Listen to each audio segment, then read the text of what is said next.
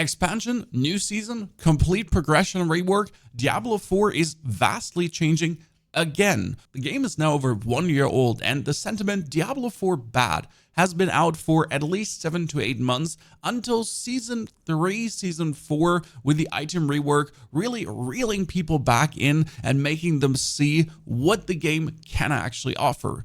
But now with season 6 and Vessel of Hatred, we're getting another huge rework with more endgame, leveling being overhauled, different difficulties, new runes, mercenaries, stuff being locked behind the expansion, so not everyone is actually going to get the same thing. So what I want to break down for you today is how many hours can you now spend with Diablo per season? What can you actually do? How does the new progression look like in a timely manner? And what are your kind of goals to hit up in per season? And are they even fun to do? Number one would be the new leveling. And here we're talking about level 1 to 60 and then Paragon points up to 300. We're going to break this down a little bit.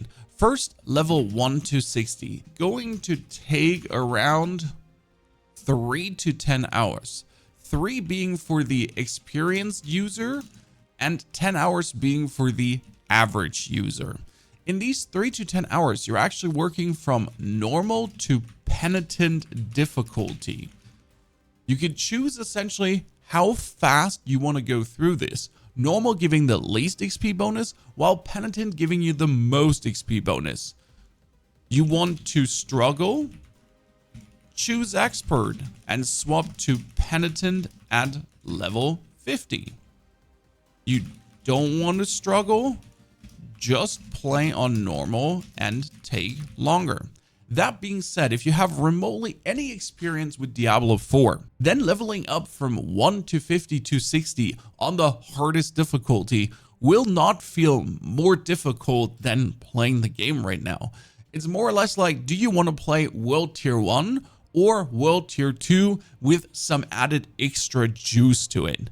The good thing is though, as soon as you're level 60, now after 3 to a maximum of 10 hours, you've actually arrived in the end game, because the progression has changed following. As soon as you are level 60, you have arrived in the end game. Now your goal would be beat pit level 20 to progress into Torment 1. And Torment 1 is the first tier where ancestral items can drop. That's 800 item power. We got mythics, we got uniques, we got it all. This is the start of the end game essentially. You're now level 60, you beat a pit 20, and the interesting part is you can do this straight away. So as soon as you're level 60 with the basic gear you got while leveling, you're more or less able to just straight up jump into pit 20. If you do have a decent build, probably even if you have a bad build. And then in Torment 1, you can get everything. Everything will drop. The best items, but in less frequency, because the goal would be currently to go from Torment 1 to 2 to 3 to 4. And in Torment 4, that is where the most loot possible would be dropping for you. And that would be the standard progression. Beat pit level 35 for T2, then pit 50 for tier 3, and pit 65 for tier 4. Obviously, you can't do this straight away. This is where the new Paragon system comes in. New Paragon system with 300 points. As soon as you are level 60, you start earning XP towards Paragon points. So everything you do at this point, whatever you're engaging with, I'm doing a Nightmare Dungeon, Helltide, Pit, everything gives you gradually Paragon points. And the first 200 points will be easy with ever-growing XP needs. Getting all 300 points will require around 100 to 200 hours, where 200 hours is probably the more reasonable thing, considering though that getting all these points is unnecessary. After 230 points, it's diminishing returns, because it's all just adding more values. It's not like multiplying up your damage further. Now, it's still useful to have all 300 points, but important is to say you can beat the hardest content, that would be PID 100, with 220 plus Paragon points. You don't actually need to fully level out, which makes you question, why would I fully level out? The interesting part though about the new system is you're level 60, you get all the best equipment. Okay, so level 60, Torment 1, all the best equipment.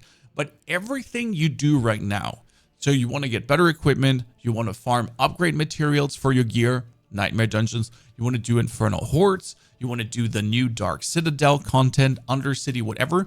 Everything you do, everything you engage with, progresses your Paragon points further, right?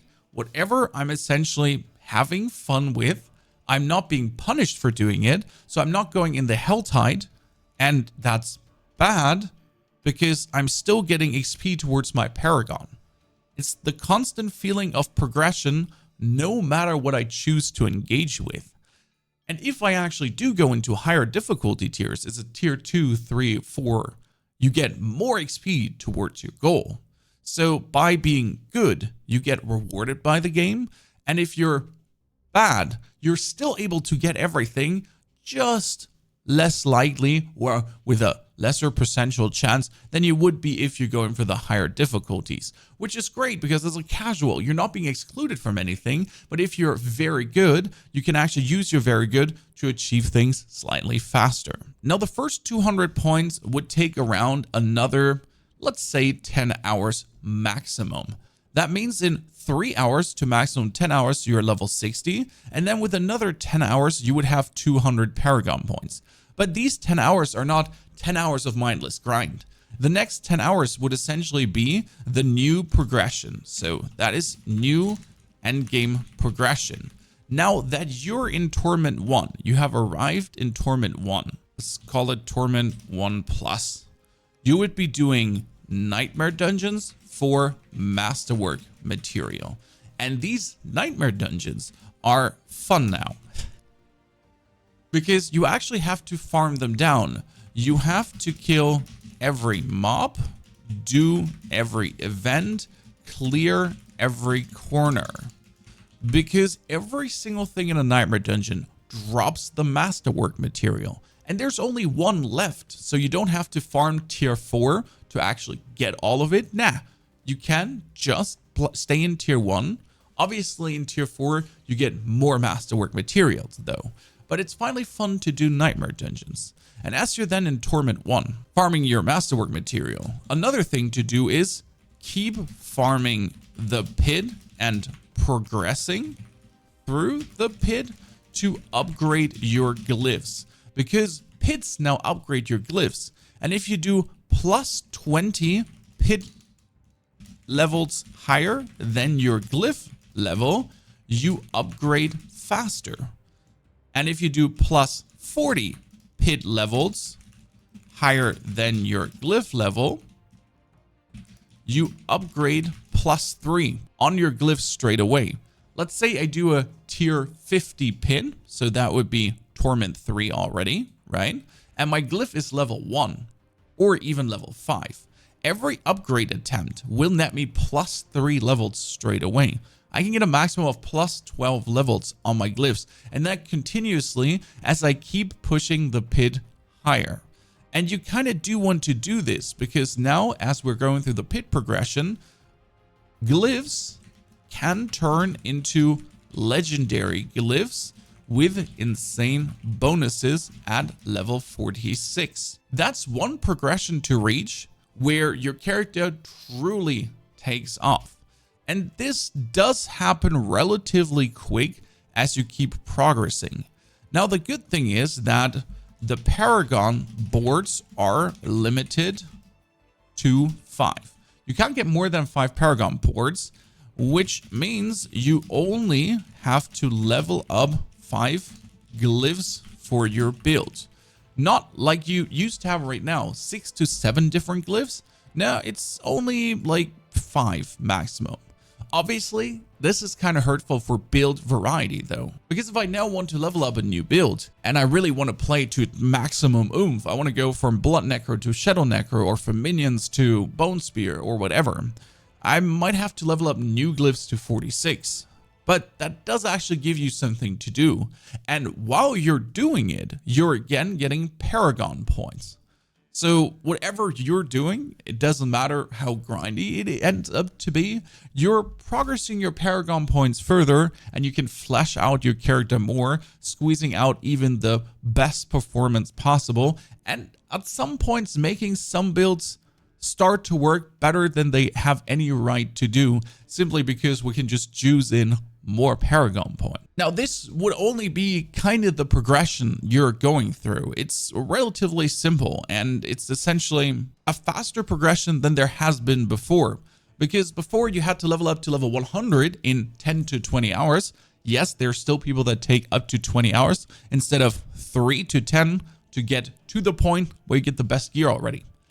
And now in 3 hours, you essentially have arrived at the point where you can drop everything, but you're still making meaningful progress as you're farming towards your Paragon points. Now we still have the new progression, and we also do have the new Endgame. So what can we all do in the Endgame right now as we have arrived there? We talked about Nightmare Dungeons for materials. We have the pin for glyph upgrades and the ultimate goal of beating tier 100.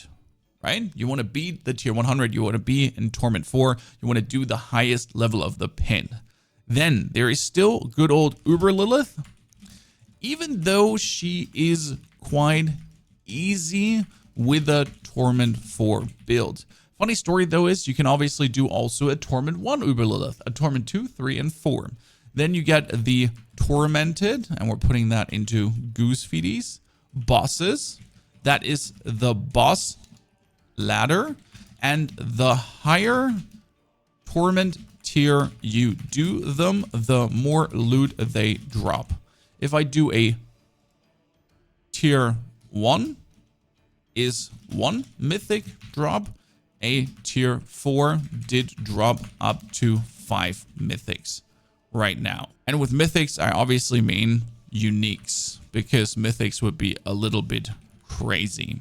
So you're dropping more uniques the higher difficulty you do for these tormented bosses.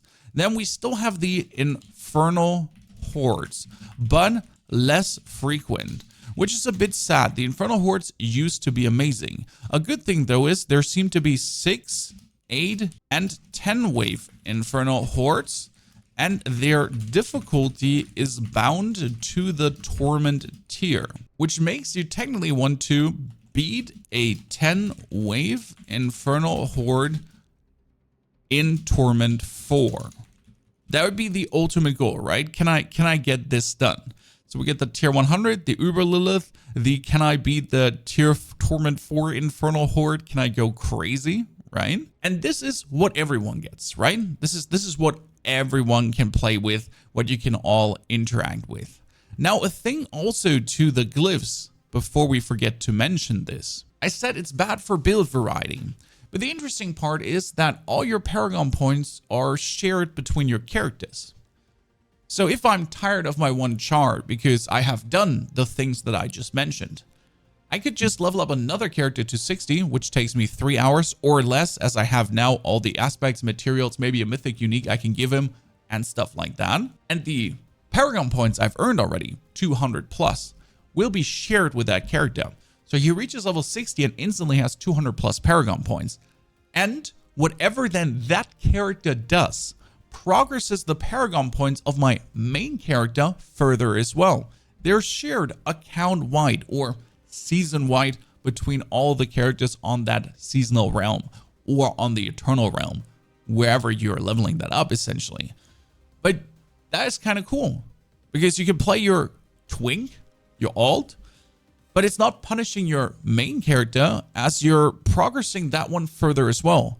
When I'll play my alt, I get him up, I get him to Torment 4, I start farming Infernal Hordes, I get more Masterwork materials, And then I go back on my main, and I suddenly have 20 to 30 more Paragon points. And I maybe am able to beat a challenge that I couldn't beat before without actually having to do anything for it, but having fun with another character. And now comes Endgame that's not for everyone. This is for people with expansion only, Vessel of Hatred.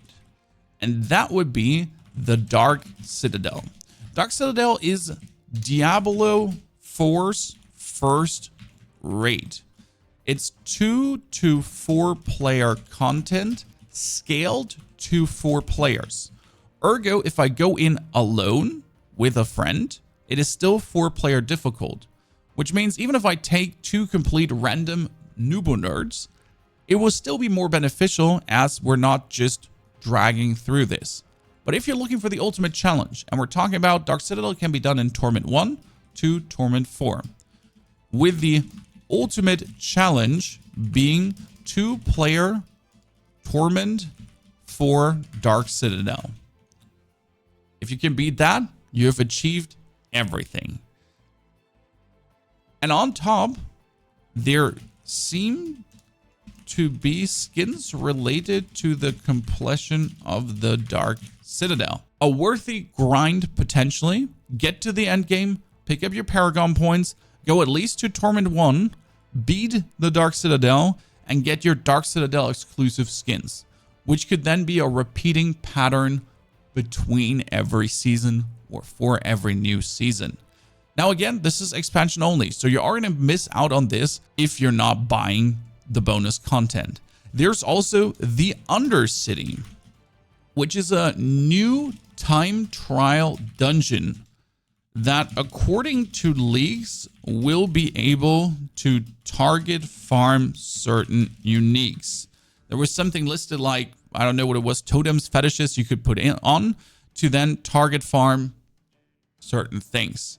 And the Undercity, we don't know much about, but again, it's going from tier 1 to tier 4, and you optimally want to beat the highest level of the new time trial dungeon on tier 4. Maybe it's even great for experience. We don't know this. I mean, currently the Infernal Hordes, for example, have been the most fun XP grind ever. And if the Infernal Hordes are already great, maybe the Undercity could be something equivalent to that you can spam. But again, you only get the Undercity if you did actually buy the expansion. So 2 parts of the new endgame missing out on you. That being said, you're going to be busy with the standard endgame already, including the Infernal Hordes as probably a great way to actually get to the 300 Paragon points and then beat the tier 100. And with the expansion, there's also the new mercenaries. That's 100% how you write that. They can be leveled and will accompany you permanently. If you are solo and if you are in a team, they will boost 1 skill with a reinforcement. You cast the skill, they jump in and do their thing. The mercenaries are no endgame content though. They're kind of like something you unlock during leveling, and then they're just permanently with you. They might have a skill tree you flash out, but it's just something that happens essentially besides you doing you existing, you actually playing. So they're not something you're playing towards to or you're playing into, which leaves you again a little bit at the point that you're now level 60. You do have 200 plus Paragon points. You might be sitting in Torment 4 with your good gear. And as you then have beaten the Pit 100, you might be actually done with the game. That being said, in order to get there, and we're talking now not about the super experienced Ultra Blaster, right? The people that spend too much time with the game. We're talking about the average player's progression.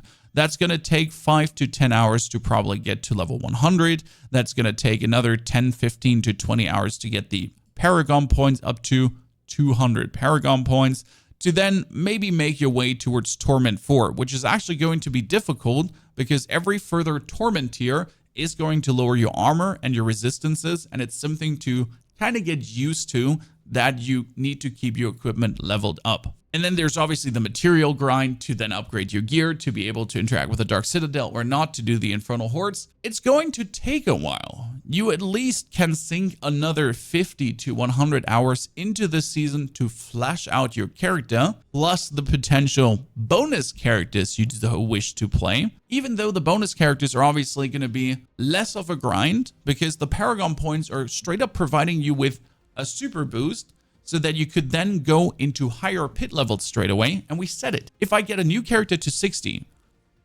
flash him out straight away, get him certain levels of gear and uniques, and then I can straight up do pit 40s or 50s. Instead of getting +1 to my glyphs, I'll get +3, +3, +3. I'll do 2 pits, and I can essentially have 2 glyphs already on 12. I'll do another 2, and they'll be sitting at 24. So in the matter of 30 minutes to 1 hour on a new character that just hit level 60, I could already have my first glyph in legendary again. Boom. Making the progression go absolutely seamless. And while I'm doing this, it's Paragon points, Paragon points, Paragon points, Paragon points.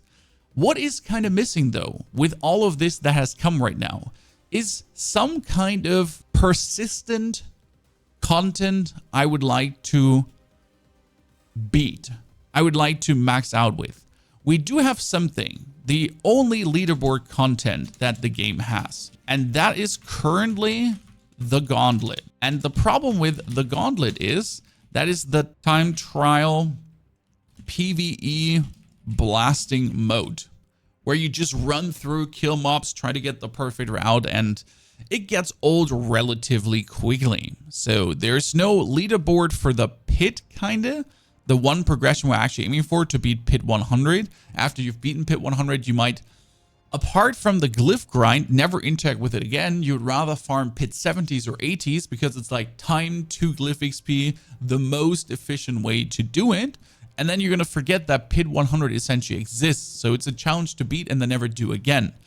The Gauntlet is maybe fun, like, I mean, it's okay fun, but not there. You're kind of missing like an eternal time sink. That could be the Dark Citadel, but then again, the Dark Citadel is also like, it's a raid with boss mechanics. You have beaten the boss mechanics once, and after doing it like 2-3 times, it might get somewhat dull as the mechanics don't change and you just keep repeating them. And there's probably not going to be better gear because the gear you're going to get from the Infernal Hordes or doing the Tormented bosses again, and they're not in itself exciting to do the Tormented bosses because they also just go in, blast them, get the gear, right? So that's that. You're missing really that super time sink. It could be the Undercity, but if it was the Undercity, then what is the normal player going to do that's not buying the expansion? That one is actually screwed, right? He does not have a time sink as well. There's another layer of the game though that we haven't mentioned, and that is also rune words. But rune words are again not anything endgame related truly, because they'll just boost an existing character, and they're also only good for people that bought the expansion. So rune words do not pertain you. Rune words will make it for people with the expansion easier to beat a pit 100. And if you don't have them, your character is weaker than an expansion character will ever be, because they're adding a certain level of power that you simply cannot match with putting normal gems into your gear, because the normal gems would just increase your main stat, give you some more damage multiplier, whereas with the rune words you can do quite some juicy stuff, getting that petrify from the druid to actually get your damage go off the charts. But coming back to the topic of the endgame time sink, maybe that's a good thing that there is no endgame time sink. Maybe that's it and you're just done. There's nothing hurtful about that to say I'm done. So if I'm putting in 100 hours on one character to hit all the goals I just mentioned about, and then you just move over to your next character to then see if that is something you would like to play, to have some fun with, to max that out, to live the power fantasy, maybe that is something you're looking for rather than infinitely time sinking with one char. But that also feels bad to a degree, because you now put all the efforts into your char to be so powerful, to beat that tier 100 pit and the Dark Citadel, and then you're essentially just shelving that character. It does give you an endpoint though. Like right now, without an endless permanent grind, you do know when you start and you do know when you end in a season. And let's be fair, 50 hours for the average player that plays 2 hours per day, that's going to be 50 divided by 2, at least 25 days of gaming time, assuming that you can play every day, assuming you only play one character, and assuming you get everything done in 50 hours. Because realistically, you would take 100 hours, and that already leads us to, I could have just taken it times 2, but that was more fun, to 50 days of gaming time. And that's already 2/3 of the season. And if you get 2/3 of the season as gaming time, you're kind of done. I mean, obviously, these 100 hours are also for some people week 1 of the season because they haven't slept, eaten, showered, anything, Asmongold kind of desk in front of them. Unfortunate. But then, like, do it with more than one character, I guess. What do you think? What is your opinion? I think you listened to everything I just said. Does this sound bad to you? Does this sound something you would want to do, you would want to play? Considering that this is also the new framework, that this is how Diablo is from now on, but obviously more will be added further to it. But as the base framework, does this intrigue you? Are you going to go through the whole process of what this has to offer? Tell me in the comments below. I'd like to know. And if this is something you're interested in, take a peek at this necro, because this is going to be something that will work in Season 6, in the upcoming one, and it's going to be probably the most fun you'll ever have with a class. Enjoy. Have a fantastic day. Looking forward to read your comments.